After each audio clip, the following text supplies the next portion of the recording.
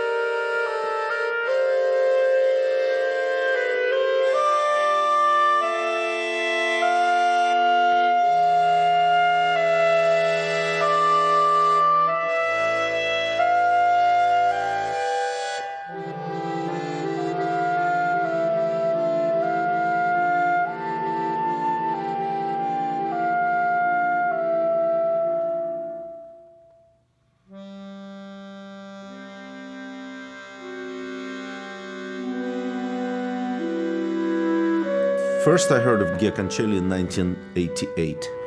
I was driving to my concert and I was playing with the radio, and suddenly there was music that shocked me. I never heard music like that before. It shocked me so much that I got lost on the way to the concert. And I never heard of him before. And then when I came back to New York, I went to the biggest record store. So I bought several of his CDs. So I started following his music, when the record would come out, a new record, I would buy it. And I became his fanatical follower, fan, groupie.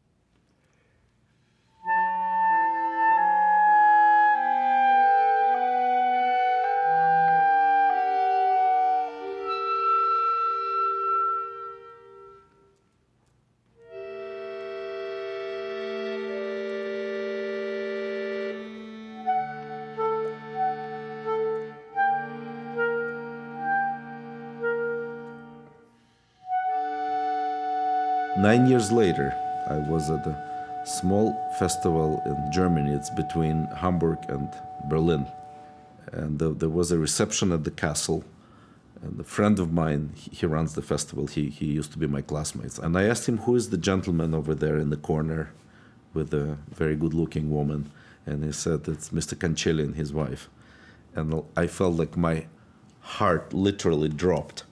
And I said, would you please introduce me to him? And he did, and he's just a lovely man, very quiet, he doesn't say much. Very seldom he smiles, although he has a fantastic sense of humor. And we spent quite a long time just talking about things about life. And at the end, I said, Mr. Kancheli, I am playing a concert here. I would love to invite you to the concert. And he said, you're a very pleasant and lovely young man. I hate clarinet. I said, that's okay. So, and then we met later in the hotel in the lobby, and he said that he has a composition that never satisfied him. It's called Night Prayers. And he said, when I heard you play, I imagined that it's your piece. And indeed it was. And I was supposed to tour with the orchestra in Holland with newly named music director Victor Lieberman. So I called him and I said, is it possible to please change my solo work? It was like a small tour, maybe 5 concerts. And they said, no, it's impossible, it's already printed. And I said, please, I'm just begging you. And I said, if necessary, I will play for free. And he said, no, this is nonsense. Okay, let me talk to the management. And he said, what do you have in mind? And I said, this new work, it will be like a world premiere of Giya Kancheli. And he said, I heard of Kancheli, but I don't know his music. And I said, just trust me.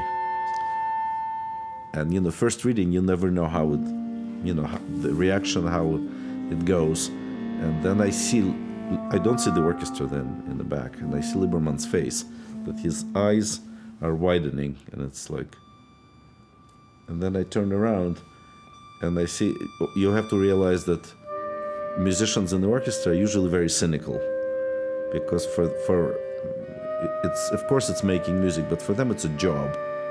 They come to their work every single day, and they do their work, a different program every week, actually very, very tough, very difficult job. And so I looked around, and I saw a lot of people crying. When we finished, there was like a dead silence of about a minute, and then a silence of a minute on stage is like an eternity. And then the crowd exploded, and it was just a tremendous success. And since then, I've played it pretty much everywhere, many times, now for 20 years. And every time it's very emotional for me.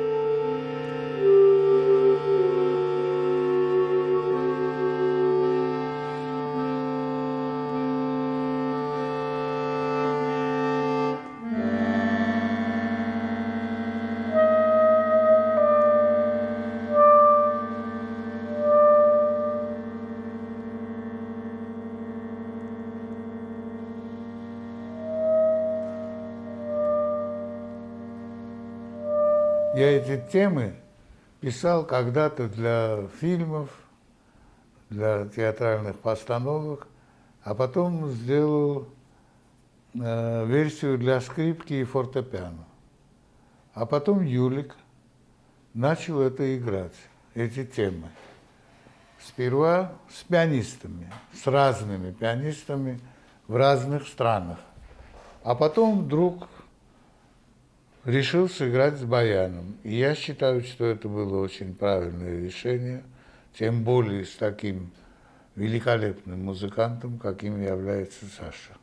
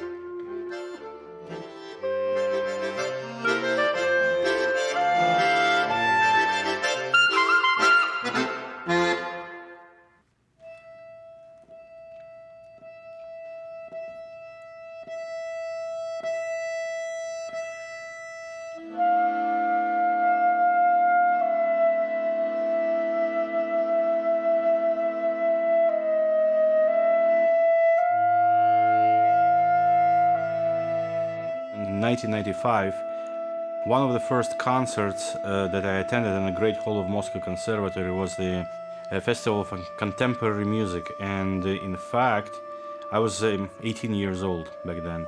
And in the first half, there was a bayan concerto by Sergei Berinsky, wonderfully played by my teacher Friedrich Lips. In the second half, it was Symphony No. 4 by Giya Kancheli.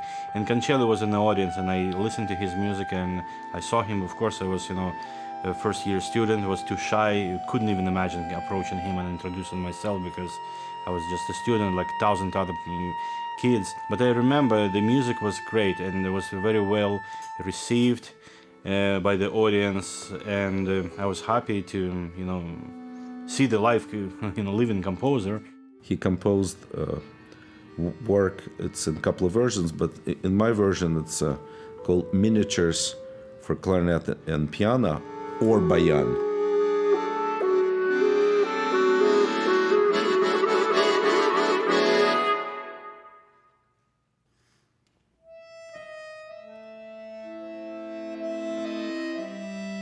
I asked him to send the music a year ago, and he just sent it. I looked at it, and it looked like it couldn't be played on bayan right away. Needed like no arrangement, no transcription, nothing. And when I started playing, it's just my part. I was amazed how beautiful, how simple, but how beautiful that music was.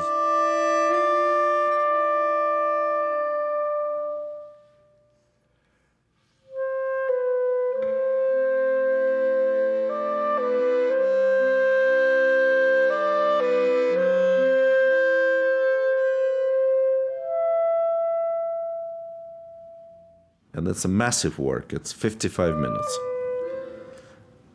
And it's short pieces. It's like really the story of his life.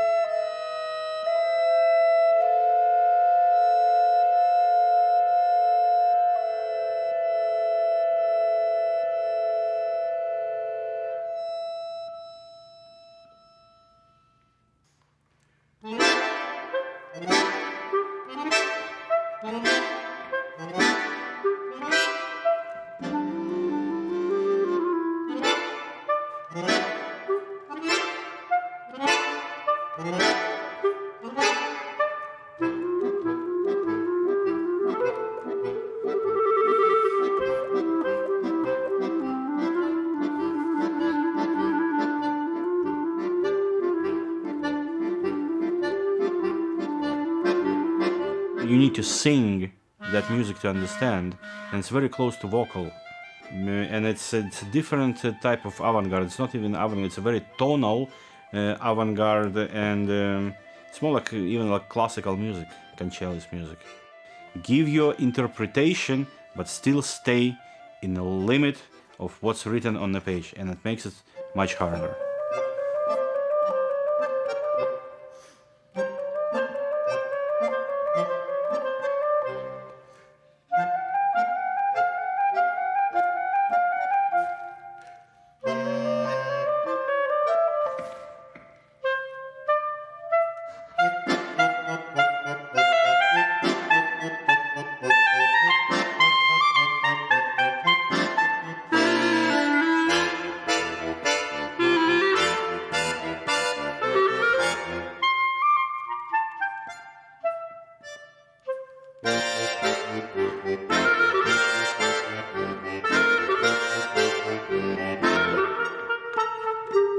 Also, I played it in such different countries like Mexico and Spain and Italy and Germany. Very different audience, very different people, temperament-wise and religion, and just extremely different. But the reaction is pretty much always the same. A good chunk of people, I would say, sometimes 50%, they're crying. It's not jazz, it's not classical, it's not crossover, it's Giya Kancheli. It's like he really created his own world. When I started playing Kancheli, I became a better musician. For sure, for me it was like a jump to a different level. And I think, I hope I became a better person, just being around him.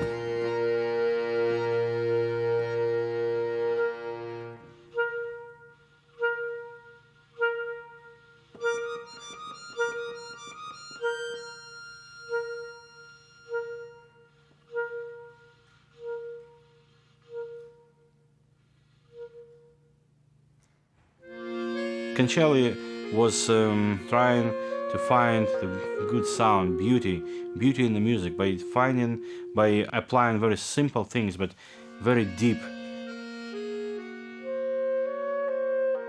He uses very little means.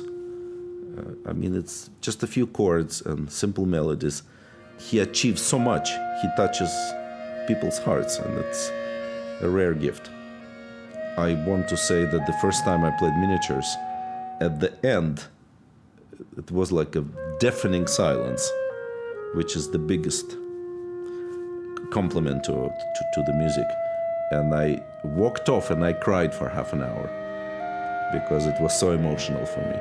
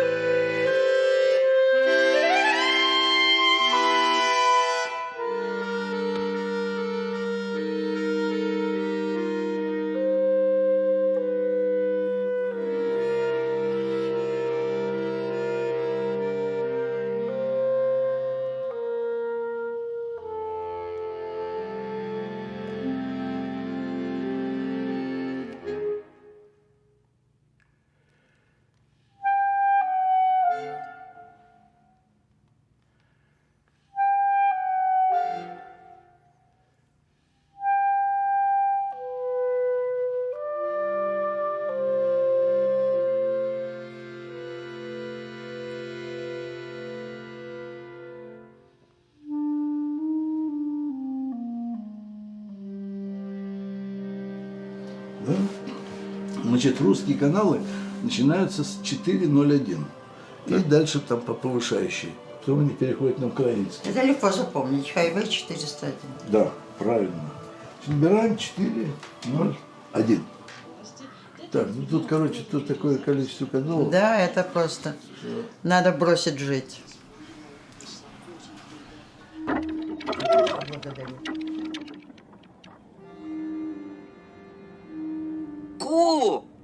Ку. Здравствуйте.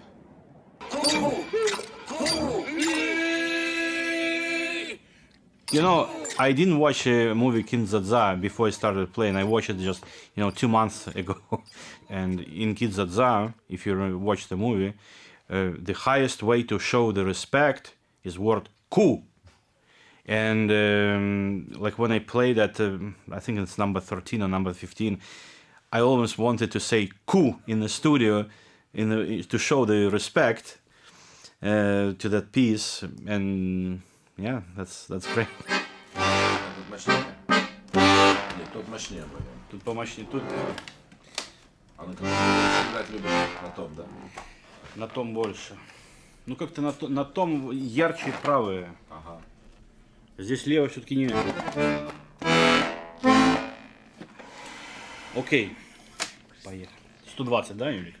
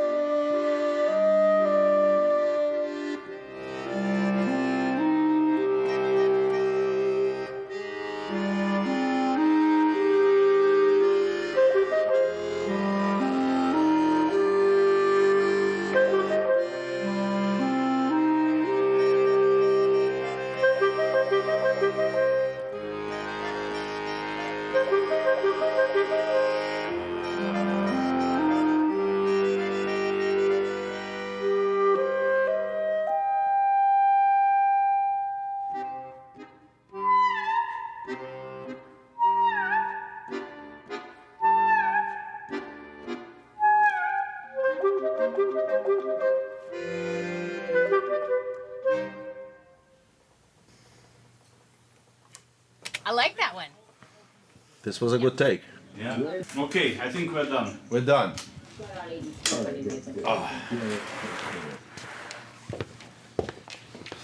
We did it. Duo bayan and clarinet was the first but wonderful experience. And I think the sound of clarinet is closer to sound of bayan and blends much better.